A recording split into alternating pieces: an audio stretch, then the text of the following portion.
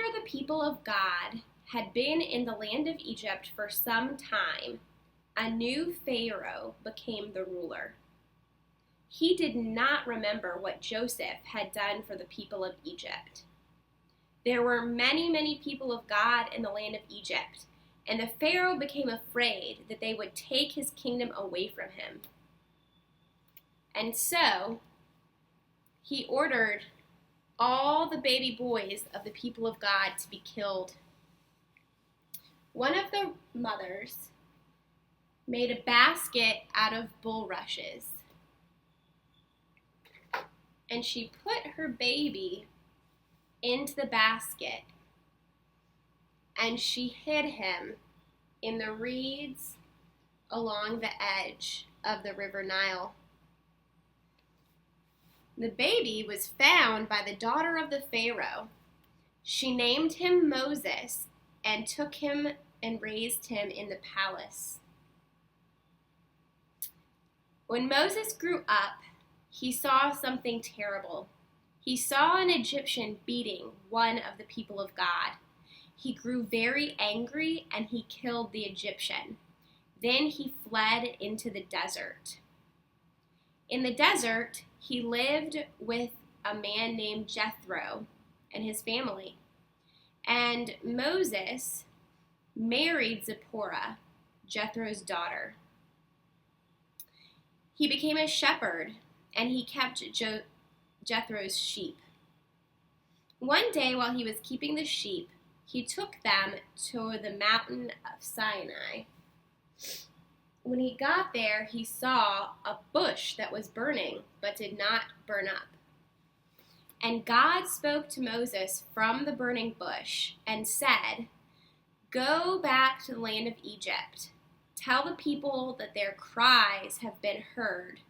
Tell Pharaoh to let my people go." Moses said, "Who am I to do such a thing?"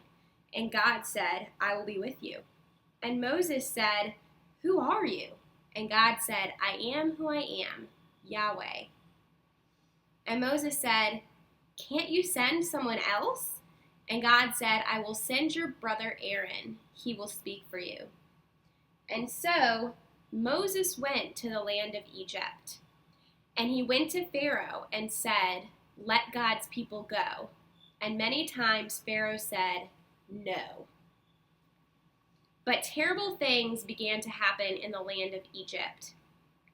And Moses went back again to the Pharaoh, and the Pharaoh said, "Yes." And so the people hurried out of the land of Egypt.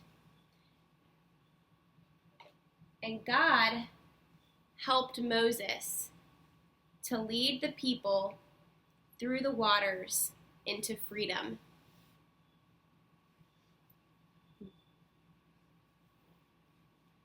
Now the people were free, and Moses led them through the desert for 40 years.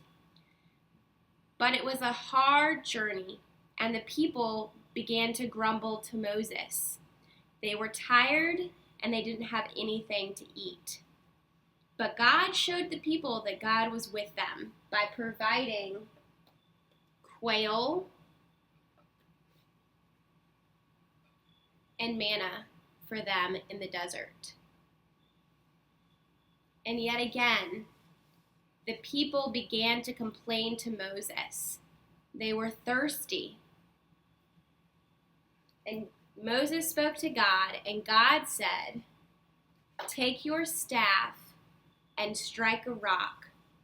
And water poured out of the rock, and the people of God were able to drink and be satisfied.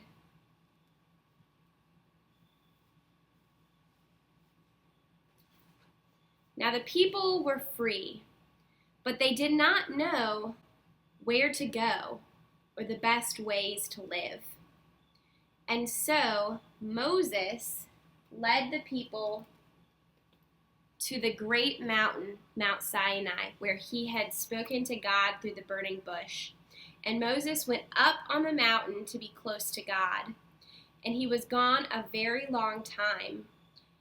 And the people waited and waited and waited, but they began to believe that he would not come back again. And so they asked Aaron to build them a god to lead them. So Aaron took all of the jewelry and he melted it down and he made a golden calf. And the people built an altar and they began to worship the calf. When Moses came back down the mountain, his face was shining, and he carried the 10 best ways written on tablets. When he saw the people worshiping the golden calf, he became very angry. He threw down the tablets, and they broke.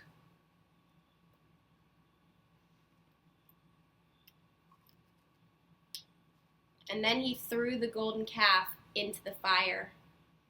But the people were sorry, and so God gave the 10 best ways to Moses again, and Moses gave them to the people. God told Moses to build a box for the 10 best ways, called an ark. And so Moses and the people of God built an ark. It was covered in gold, and it had poles along the side so that they could carry it with them wherever they went. And God showed Moses how to build a tent for the ark, called a tabernacle. And whenever the people stopped to rest in the desert, Moses would go into the tabernacle and be close to God. When he came out, his face would be glowing. And finally, they came to another mountain, the mountain Nebo, and they looked over into the land that God had promised.